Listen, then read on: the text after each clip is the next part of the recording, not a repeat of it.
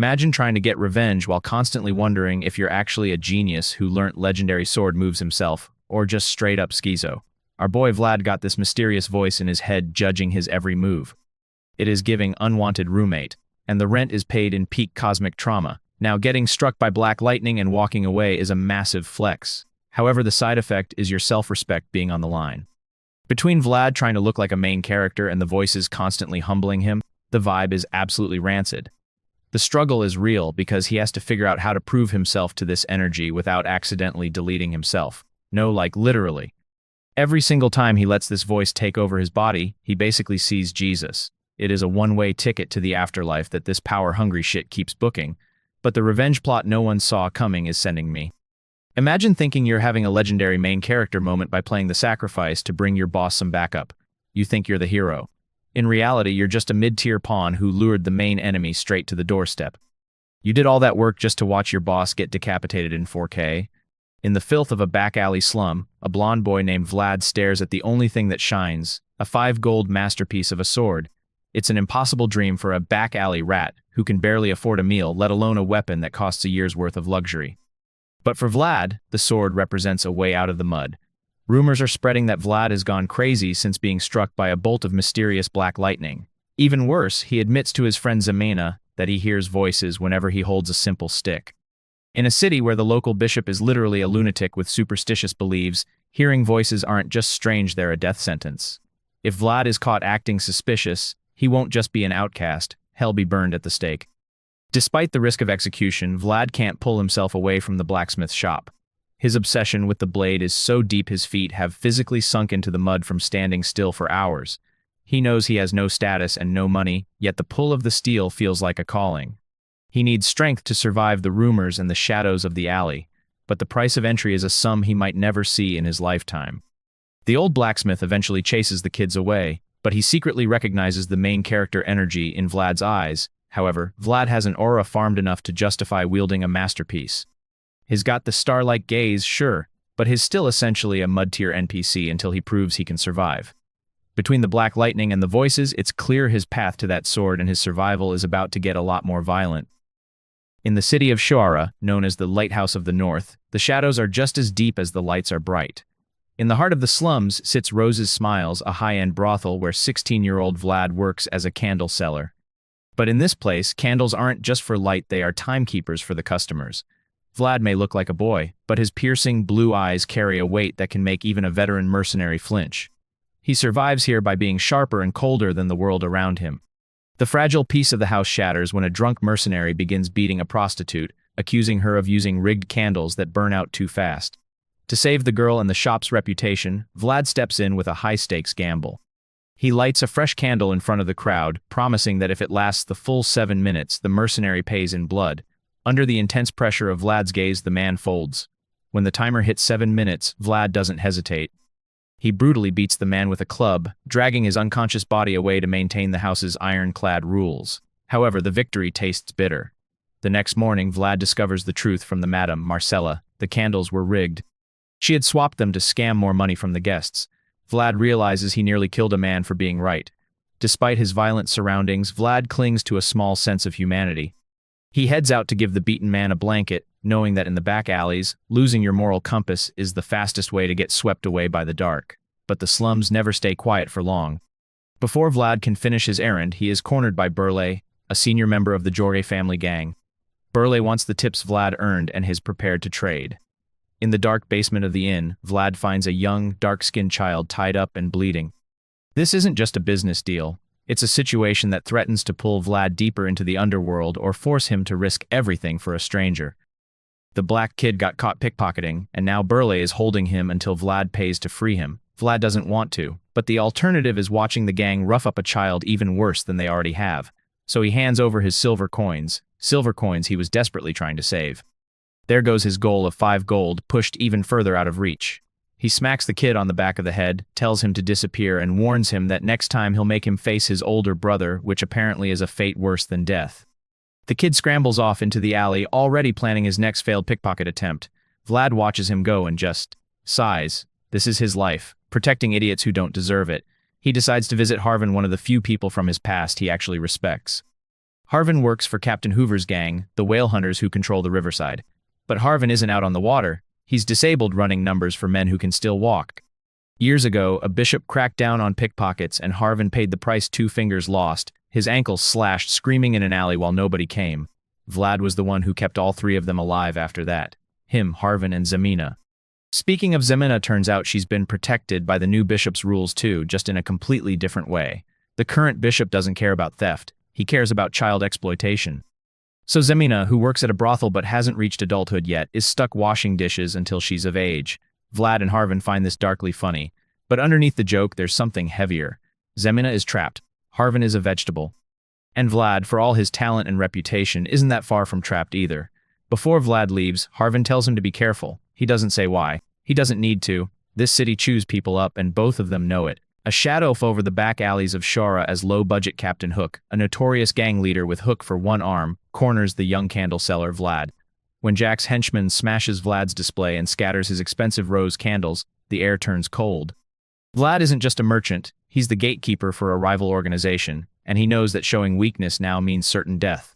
Instead of cowering, Vlad creates a calculated opening. He goads the henchman into an impulsive attack, then strikes with lethal precision. Using a club and a series of rapid, animal-like strikes, Vlad shatters the man's jaw and levels him before the rest of the crew can even blink. It's a high-stakes gamble that pays off, earning the twisted respect of one-armed Jack and proving Vlad is more than just a kid with a tray of wax. The tension peaks as Vlad's boss, Jordy the Knight of the Whores, arrives with his own men, resulting in a lethal standoff between the two organizations. While the leaders trade fake smiles and move their meeting upstairs, the message is clear. War is brewing. Vlad has successfully held the line, but his survival odds have just shifted from street urchin to primary target in a brewing gang conflict. After the dust settles, Jordy summons Vlad to the inner sanctum. The atmosphere is heavy with the scent of grease and the silent threat of a catastrophe following the meeting with Jack. In a move that changes Vlad's status forever, Jordy hands him a long dagger. In the back alleys, a blade isn't just a tool, it's a symbol of trust and a grim warning that Vlad must be ready to kill or be killed. Remember the freak accident where he was struck by mysterious black lightning? Vlad has been haunted by a persistent voice in his head that others claim is a sign of demonic possession. While he initially tried to drown out the voice with prayer and holy water, he quickly realizes this curse is actually a masterclass in combat. The voice doesn't just talk, it corrects his form, teaching him the lethal efficiency of a true swordsman. This internal development comes at a critical time because the long-standing peace between the city's gangs has finally snapped. The local merchants are closing their shops and hiding, sensing that a bloody power struggle is imminent. One-armed Jack, a wealthy loan shark who leads the largest faction, has grown tired of being held in check by Vlad's mentor Jordy. To break the stalemate, Jack is reportedly hiring high-level mercenaries with knight backgrounds to eliminate Jordy, the only man who can stand against his numbers. The tension has paralyzed everyone at the Roses Smiles brothel, but Vlad remains unnervingly calm. Seeing the boy's natural grit, Jordy officially ends Vlad's days as a simple candle seller and calls him to the front lines. Jorg recognizes that the alley prodigy has a heart strong enough to lead, and with the mercenary threat looming, he gives Vlad his first official mission for the organization. For Vlad, this isn't just a job. It is the moment he finally stops being a side character and begins the path to his destiny as a swordmaster. The mission is simple, but the stakes are lethal. He has to guide a retired knight named Stanga through the wilderness. This isn't a friendly hike. Stanga is the secret weapon for Vlad's boss, Jordy, and if they're spotted before the trap is set, the mission fails and Vlad likely loses his head. Stanga is a man of scars and sharp steel, and he immediately tests Vlad's competence, mocking his cuckoo signal as a summer bird sounds far too obvious for a winter forest. Despite the rough start, Vlad is captivated. To a boy from the slums, a knight represents a world of honor and power he's only dreamed of. As they trek through the woods, Vlad skillfully manages the logistics of survival, setting up camp and building a fire that stays hidden from prying eyes. This competence earns him a shred of respect from the old warrior. But respect isn't enough for Vlad. He wants to see the legendary power that separates a knight from a common sellsword. The aura. To get what he wants, Vlad uses the only currency he has, his precious supply of jerky. He bribes the knight, trading pieces of meat for answers about the man's past and the nature of success. Stanga reveals a bitter truth. Most knights just want a fair reward like land and a legacy, things that have clearly eluded him. However, the jerky is too good to resist, and Stanga eventually agrees to show the boy a glimpse of his soul. The chapter ends with a moment of pure magic amidst the cold forest. Stanga draws his blade and, through a quiet incantation, manifests a shimmering blue light along the steel. It is his world, brought to life the aura. To smuggle the disgraced knight Stanga past the strict city guards, Vlad uses a crumbling, forgotten tunnel from his days as a street rat. The stakes are simple. If they're caught, they're dead. Vlad acts as the scout, using his unnaturally sharp hearing to monitor for footsteps above while Stanga reluctantly strips off his armor to squeeze through the dirt. They make it inside, but the Shora back alleys aren't the home Vlad remembers. The air is thick with the scent of iron, and the walls are stained with fresh blood. A war between the underground bosses has already started. The sight of the carnage almost makes the Vlad panic, but Stanga's stern voice snaps him back to reality. Vlad realizes they are being watched by one-armed Jack's men, who are surrounding their destination, the Roses Smiles Tavern. To get Stainside safely, Vlad decides to play the ultimate distraction. He steps out of the shadows, letting his bright blonde hair catch the dim light. As a well-known rookie, he draws every eye in the alley, acting as a beacon of confidence while Stanga slips toward the secret back entrance. It's a bold gamble that works, allowing Vlad to walk through the front doors of a tavern that has been turned into a slaughterhouse. Inside, the victory is hollow. The floor is carpeted with corpses, and Jorge, the man Vlad looks up to, is covered in blood and bandages. Jorge has barely survived an assassination attempt by a knight-level opponent, but he believes the tide has turned now that Vlad has brought reinforcement. However, as Vlad describes the Stanga he traveled with, the atmosphere turns ice cold. Vlad mentions that the knight can use aura, a high-level power Jorge knows the real Stanga never possessed. The realization hits like a physical blow. The secret back door creaks open, and the man who walks through isn't an ally. It's a killer who has been playing Vlad from the start. Vlad's heightened senses and survival instincts finally fail him because he trusted the wrong person. Now, an exhausted and wounded Jordi must face a mysterious master of aura, while Vlad realizes his help might have just delivered the killing blow to his own family. Godin isn't here for a drink, has a messenger of death. He reveals that Count Gaidar has passed away and the new successor, Sigmund, has branded the brothel's boss, Jordi, as a deserter. This single piece of news shatters the peace, forcing Jordi to reveal his true identity as a former knight. Jorge erupts with the fury of a wounded beast, unleashing his hidden strength to protect his home. But his raw power is no match for Godin's refined skill. In a matter of seconds, the strongest man Vlad ever admired is beaten and thrown from the balcony. As Jorge lies broken on the lobby floor, the thugs of the organization try to swarm the intruder. It's a slaughter. With a single moonlight-colored arc of his aura-coated blade, Godin paints the room red. Dozens of lives are snuffed out in one heartbeat, leaving Vlad as one of the few left breathing among the corpses of his friends. Fueled by pure suicidal rage, Vlad grabs a sword and charges the knight. He has no formal training, but his desperation forces out a perfect downward slash. A glimpse of the sword path that even stuns Godin for a moment. However, talent isn't enough to bridge the gap between a slumdog and a master. Godin easily aids the strike and nearly crushes Vlad's ribs with a single kick. Instead of finishing him, the knight decides to leave Vlad alive as a cruel fair price for the jerky the boy gave him earlier. The chapter ends in absolute despair. Godin walks out into the night, carrying Jorge's severed head as a trophy and leaving Vlad crawling through a lake of blood. The boy's mentor is gone, his friends are dead, and his sanctuary is a ruin. As Vlad screams Godin's name into the cold air, his heart burns with a new singular purpose. He has lost his world, but he has gained a reason to become a monster. Absolute, unrelenting revenge. The nest has been shattered, and the Knight of the Whores, Jorge, is dead. Vlad is spiraling in the aftermath of the massacre, but Madame Marcella snaps him back to reality with a brutal slap. She warns him that the street boss, One-Armed Jack, is coming to claim the Rose's Smile as his own. If Vlad doesn't move now, he's a dead man. Marcella hands him his discarded dagger and delivers a final bitter lesson. Those in the back alleys only get one chance at life, and failing once means certain death. Forced into action, Vlad agrees to flee Shara City. His childhood friend, the red-haired Zamina, refuses to let him go alone, despite the extreme risk. Marcella officially shuts down the brothel, dispersing her workers with severance pay to save them from Jack's approaching hyenas. This marks the end of Vlad's only home. To survive, he and Zamina must navigate the dark, narrow alleys while Jack's henchmen hunt down like prey. The situation turns critical when Jack's men spot them. Vlad is exhausted, injured, and running on pure adrenaline. With the hunters closing in, he realizes they can't outrun the mob on the open streets. He desperately breaks the lock of the old blacksmith's forge, the one place he used to admire from a distance, and pulls Zamina inside just seconds before their pursuers pass by the door. Inside the dark shop, the tension peaks. While Vlad focuses on the muffled voices of the thugs outside, a figure moves in the shadows. Zemina, terrified but protective, grabs a piece of scrap metal and threatens the silhouette. As the moonlight filters in, they realize they aren't alone. The old blacksmith is watching them, and their unexpected intrusion has just linked their survival to a man who owes them nothing. To buy Vlad a chance, his friend Zemina corners an old blacksmith, shaking with fear but ready to kill to save the only person she has left. The cost of a life in the back alleys is never cheap. To convince the blacksmith to help, Zemina doesn't just offer words. She shears off her long red hair, her most precious possession, as a vow of repayment. This sacrifice moves the old man, who sees in these kids a spark of the courage he lost years ago.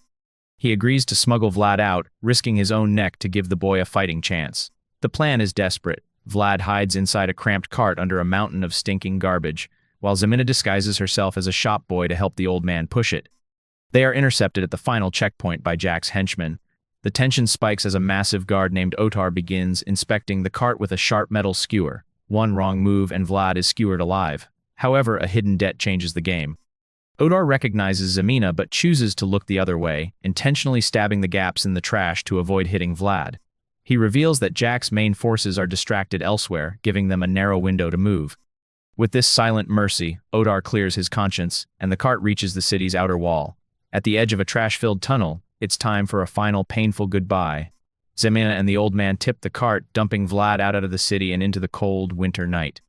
Vlad stands alone on a pile of refuse, stripped of his home but armed with a sword forged from the old man's dreams and bought with Zemina's tears. He is no longer just a scavenger. He is a survivor with a debt to settle. Alone by the fire, Vlad reveals the secret behind his survival, a sentient voice dwelling within his sword. Though the voice claims to have lost its memory, it possesses an encyclopedic knowledge of combat and nature. Vlad isn't looking for a friend, he's looking for a way out of his insignificant life. Terrified of remaining nothing in a world of powerful warriors, he strikes a desperate bargain with the entity. He will host the spirit if it teaches him to master the sword. It is a contract signed in blood and ambition, setting Vlad on a path where he would rather become a devil's disciple than stay a powerless beggar. The story shifts to a midwinter military camp where Joseph Bayezid, the frail but ambitious second son of a powerful count, is struggling to prove his worth. His monster subjugation mission is technically succeeding, but the lack of glory and a string of desertions threaten his standing in a family that only respects strength. If he fails to impress his father, his ruthless stepbrother will likely ensure Joseph spends the rest of his life in a monastery or an early grave. Desperate for a sword to tip the scales in his favor, Joseph searches for a miracle among the common mercenaries. Joseph's lead knight, Zayar, brings him to a grim slaughterhouse to witness something impossible.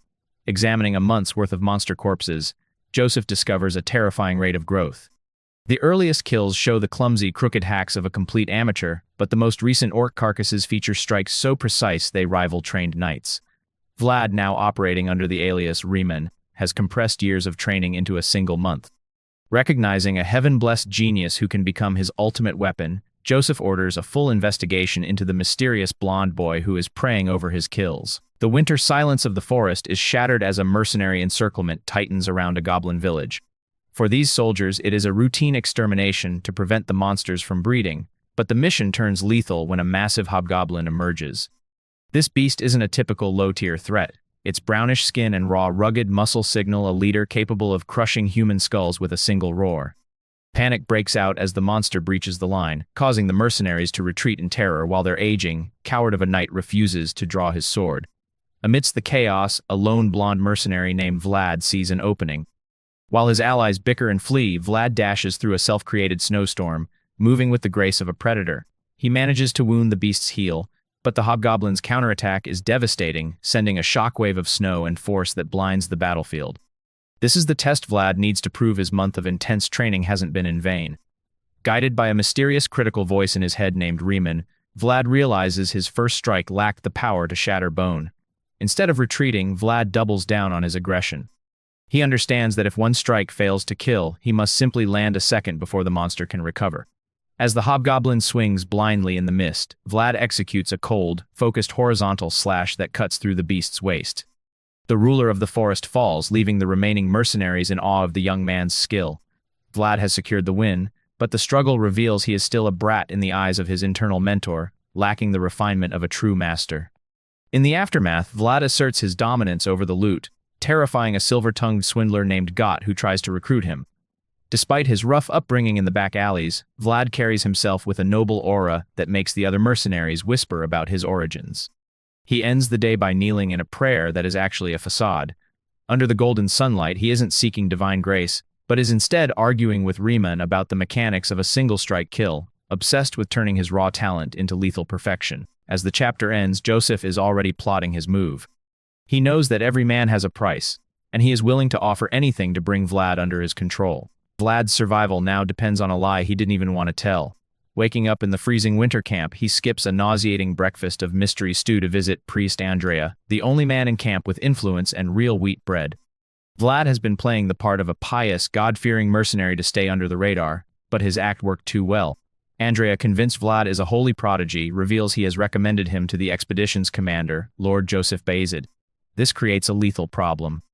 Vlad used the priest to test if this inner voice was evil, and while it passed the divine detection test, their rising status is a double-edged sword. If the authorities dig into his past, they won't just find identity fraud. They'll find a trail of bodies. He plans to desert by nightfall, but the choice is taken from him. Zayar, a high-level knight with a suffocating aura, corners Vlad before he can bolt. Resistance is suicide, so Vlad is marched directly into the tent of Joseph Bayezid. The interrogation starts with a curveball that threatens to shatter Vlad's cover. Joseph, noting Vlad's youthful appearance, asks for his age. Because his forged badge belongs to the man he killed, Vlad is forced to claim he is 31 years old. The room goes cold as Joseph stares at Vlad's teenage face, a chilling smirk spreading across his lips. Commander clearly smells a rat, and Vlad is now trapped in a game of high-stakes deception where one wrong word leads to the gallows. The truth is ripped wide open. Joseph knows Vlad is a fraud from the back alleys who stole a dead man's identity to join the monster hunters. The tension is suffocating as Vlad receives a brutal slap for his perceived arrogance, a reminder that in the world of nobility, his life hangs by a thread. To survive, Vlad finally drops the act, admitting he's only 16 and desperate. The interrogation shifts from Vlad's past to his lethal skills. Joseph is obsessed with how a gutter-born kid handles a sword like a master. When pressed about his teacher, Vlad tells a half-truth about a mysterious master who appeared like lightning and vanished like the wind. This intrigue is exactly what Joseph wanted. Instead of an execution, Joseph offers a deal that could change everything, full sponsorship. He offers Vlad a path to knighthood and power, but this freedom is a golden cage designed to tame the wolf for Joseph's own ambitions. The cost of this sponsorship becomes clear the next morning on the training grounds. Vlad is pitted against Sir Zayar, a one-eyed elite knight who treats a sparring match like a real execution. Zayar systematically deconstructs Vlad, exposing his lack of formal experience and punishing every opening with bone-shattering force. Vlad is forced to adapt mid-fight, barely managing to deflect a killing blow that leaves the watching mercenaries breathless. He realizes he is no longer fighting thugs or goblins. He's in a completely different league now. While Vlad collapses in exhaustion, Joseph and Zayar watch from the shadows, satisfied. Zayar confirms that Vlad's talent is legendary enough to catch the eye of a count, but his lack of loyalty makes him dangerous. Joseph doesn't mind the risk. He views Vlad as a wild animal to be broken and refined. For Vlad, the path to survival is now a gauntlet of pain, where every lesson is learned in blood, and his new benefactor is simply waiting for the right moment to put him on a leash. While the commander celebrates a successful mission, a mercenary named Gott witnesses the impossible. During a midnight watch, he sees Knight Roderick, a man of iron discipline, lured to the fog by a spectral woman with swirling, ethereal hair. Before Gott can react, the knight vanishes into the white void without a sound. This isn't just a dangerous forest, it's a hunting ground. When Gott finds Vlad alone, the normally cowardly mercenary is trembling, claiming the forest is cursed and that he's deserting before sunrise. He reveals a chilling pattern. The people deserting aren't actually running away, they are being taken. With a high-ranking knight already missing and the mist closing in, Vlad's survival odds have plummeted. He's no longer just a squire learning to fight. He's the primary target for a ghost that doesn't care about his sword skills. A missing knight and a suspicious witness have led Vlad and the search party into a death trap. With Knight Roderick gone, the Bayezid family's reputation is on the line, forcing the veteran Zayar to lead 20 men into the frozen wilderness. Their only guide is Gott, a cowardly mercenary who claims a woman with a floating head took the knight. Vlad doesn't trust the man, but as they reach the heart of the mountain, he realizes that being a swindler doesn't mean Gott is wrong about the danger. The search hits a wall at a half-frozen river. With the sun setting and no tracks in sight, Zayar decides they must cross to find the truth. But as the men begin to shuffle across the thinning ice, the atmosphere shifts from cold to lethal. Got freezes in terror, his survival instincts screaming that something is wrong beneath the surface. Vlad tries to drag him forward, but the coward's intuition proves to be a lifesaver. The horror begins with a single bubble. Beneath the dark, translucent ice, pale hands and wide, screaming mouths appear. These aren't just spirits. They are the corpses of black-haired men, the very people Joseph was worried about. Before the search party can react, the dead begin to hammer on the ice from below, desperate to drag the living into the freezing depths. Chaos erupts as the ice shatters. Zayar is nearly pulled under by a corpse grabbing his ankle, forcing him to draw his sword and command a desperate retreat. While the mercenaries scream and fall into the water, Vlad has to make a split-second choice. He can't move forward into the swarm, so he grabs Got and begins a frantic sprint back to the shore. As the sun dips below the horizon, the search party is left shattered, fighting a war against the dead in a darkness they were never meant to survive. The base camp is no longer a sanctuary. As night falls, Priest Andreas' prayer is cut short by a chilling omen. The holy water in his silver cup begins to ripple. A thick, unnatural mist swallows the camp, carrying the desperate, weeping voice of a woman searching for her lost baby. The escape is a desperate scramble for survival. Vlad and Got fight through the rising dead to reach their horses. They gallop through the darkening woods, trampling the ghouls in their path, racing against a night that is rapidly becoming a graveyard. Back at the base, chaos has fully erupted. The mist isn't just a veil. It's a psychological weapon driving the mercenaries into a state of terror. Lord Joseph wakes to find his camp in shambles and his guards paralyzed by fear. Even Priest Andrea is shaken, noting that his holy Bible is literally trembling in his hands. He warns Joseph that this isn't a standard monster, this is a concentrated, ancient evil that his healing magic cannot easily repel. The chapter ends with the mist parting to reveal the source of the nightmare. A pale woman with empty, weeping eye sockets slowly limps toward Joseph. As the mercenaries collapse around her, she fixes her hollow gaze directly on the Lord. The trap is sprung, the protectors are scattered, and the mother has finally found the baby she intends to claim, her presence so toxic that seasoned knights are collapsing with foam at their mouths. If the fog doesn't lift, everyone in the camp will be slaughtered by a vengeful spirit they can't even touch. Vlad hears the screams and realizes his contract with Joseph is at stake. He knows he isn't strong enough to fight a curse, but running away means returning to the life of a back-alley nobody. To survive and keep his word, Vlad strikes a desperate deal with the mysterious voice in his head. He agrees to let the entity possess his body to unleash a strike of pure aura. Even though the power might shatter his own bones. The MC lunges from the shadows like an arrow. As his eyes meet the spirit's hollow gaze, the world turns white. A massive bolt of lightning erupts from his blade, cleaving the woman and the fog in two. The result is devastating. The curse is broken, but Vlad collapses in agony, his muscles torn and his mind reeling from the spiritual feedback. However, the monster refuses to die. Even split in half, the undead mother crawls toward Vlad, her grief so heavy it begins to infect his mind. To end the nightmare, Vlad drags himself to a priest to have his sword blessed with holy blood. He realizes this isn't just a monster to be killed, but a soul trapped in a loop of eternal agony. In a final act of mercy, Vlad plunges his blessed steel into the spirit's head. He watches her last tears fall, finally silencing the screams and ending the curse. Vlad has saved the camp and secured his future, but the cost of wielding such power has left him broken on the cold ground. The subjugation of the undead is a total disaster, leaving the base camp in shambles and the mercenary forces broken. Knight Zayar returns from a brutal riverside battle, carrying the severed head of the necromancer and a mysterious black wooden box. Although the mission failed, the primary target is dead and the immediate threat to their lives has vanished. But for the young noble Joseph, this failure comes with a massive silver lining. He has witnessed Vlad's hidden potential, and he now views the boy not just as a lucky survivor, but as a bright sword capable of carving out a new future for the Bayezid family. Vlad pays a heavy price for his heroics, left bedridden for 3 days as his body screams from the recoil of using a power he hasn't yet mastered. While he recovers, the camp remains in a state of mourning. The swindler Got reveals he stayed behind to help Zayar, proving that even the most selfish men in this world are starting to bet on Vlad's success. However, the victory feels hollow as Vlad looks at the bodies of those who didn't make it. He realizes that in this world, survival is the only thing that separates a hero from a forgotten corpse in a ditch. As the sun sets on the ruined camp, Joseph summons Vlad for a private meeting that changes everything. He offers the boy a glass of expensive, high-end whiskey, a sharp contrast to the cheap rum of the back alleys where Vlad grew up. This isn't just a drink. It's an official invitation into the prestigious Bayezid family. By accepting, Vlad officially leaves his life as a street rat behind to become a formal asset to a noble house. He has survived the shadows, and now he's finally stepping into the world of true power. As the team retreats to the city of Varna, Joseph remains on high alert. He realizes the recent ambush wasn't a clumsy assassination attempt, but a calculated warning from a hidden enemy. This puts Vlad in a precarious position. He is now the favored pupil of a high-ranking nobleman, making him a target for anyone looking to strike at the Bayezid family. Recognizing Vlad's potential and his kindness during the battle, the priest takes him to the Grand Cathedral. There, Andrea performs an act that carries more weight than any sword technique. He issues Vlad an official identification badge. For the first time in his life, Vlad isn't just a nameless brat from the back alleys. He is now Vlad of Shora, with a high-ranking priest acting as his legal guarantor. This tiny piece of wood is a game-changer for his survival odds.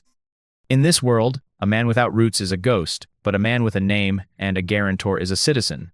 Vlad finally has the official status needed to navigate the world of nobles and knights. With his identity secured and his resolve hardened, he is no longer just running from his past. He is finally to claim a future.